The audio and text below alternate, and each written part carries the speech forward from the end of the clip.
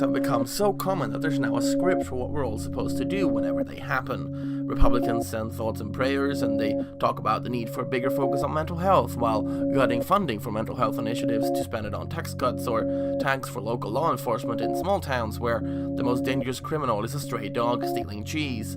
Democrats scream for more gun control, except of course for Joe Manchin, because being a Democrat in West Virginia is so hard that you're the only Democrat who has to humiliate yourself by standing up and clapping for Trump during his State of the Union.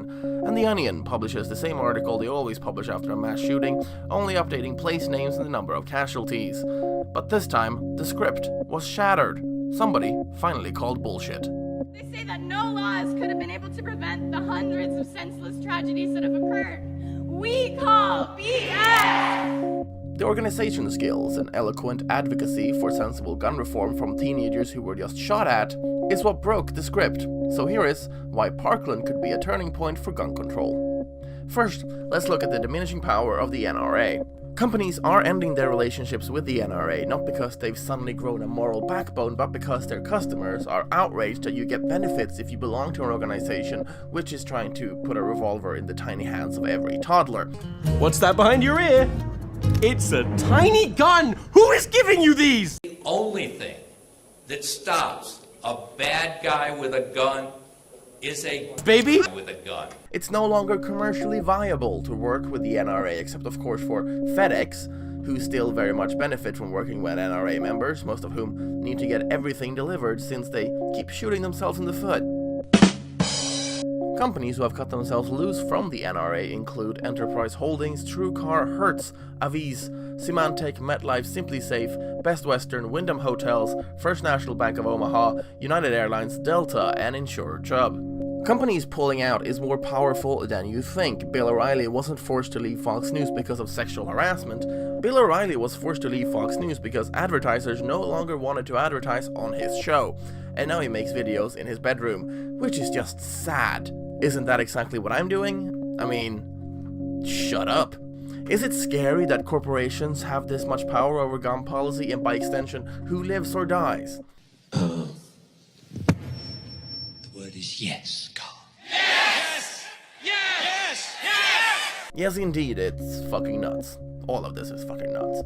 During a town hall meeting, which was not held in a town hall but in a stadium because there were too many pissed off people, a survivor of the Parkland shooting confronted Senator Marco Rubio about accepting money from the NRA. Senator Rubio, can you tell me right now that you will not accept a single donation from the NRA in the future?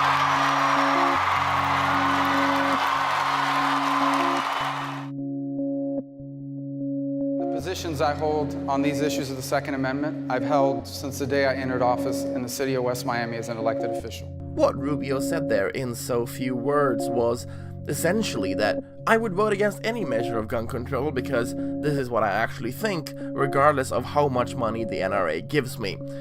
To which a lot of people probably thought, wow, that's intellectually worse because it's dumber, but somehow more morally respectable than it would have been if he had changed his stance just to get all that sweet gun money.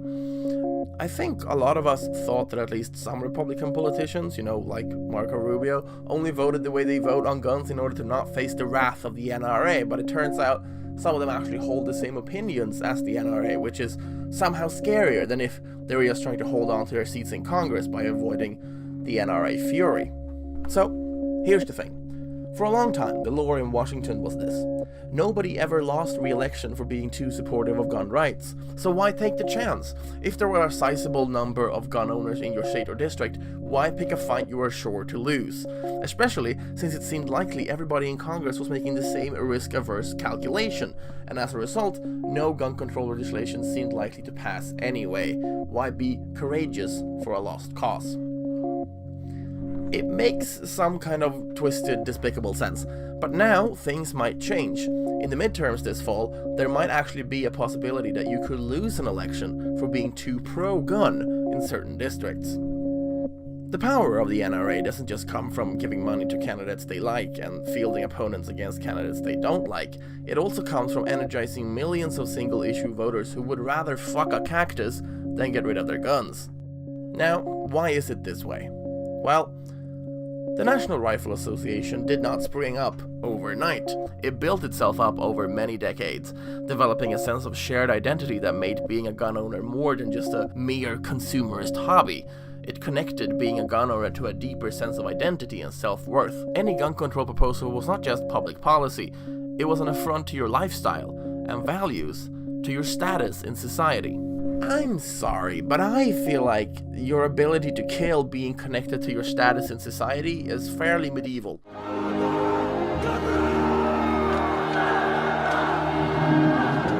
See, this made sense 700 years ago when the English couldn't appreciate a good speech. Things are different now. Mark my words, we will make Brexit a success. Nowadays, to achieve a high status in society, you need to either be really good at Instagram or somehow make an entire generation think you are the female equivalent of Jesus. What matters less is your ability to fucking murder people. At least I hope that matters less. On the other side of the debate, there are now also a lot of people who would happily fuck a cactus in order for their kids not to be shot in history class while learning about why lots of other people have also been shot throughout the years. After Sandy Hook, Obama cried and silently threw up in his mouth. So disgusted was he at the inability of Congress to do fuck all.